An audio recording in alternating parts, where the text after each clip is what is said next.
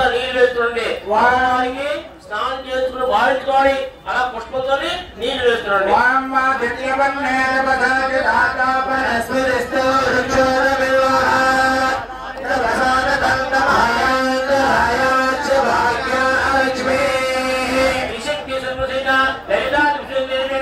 శుద్ధోనిక స్నానంతో ప్రియామి అలా పంచామృత స్నానం పంచామృతం ఎవరు చేస్తే పంచామృతం వేయండి పాలు చేస్తే పాలు వేయండి అదేమి లేకపోతే పుష్పంతో నీళ్లు వేస్తుండండి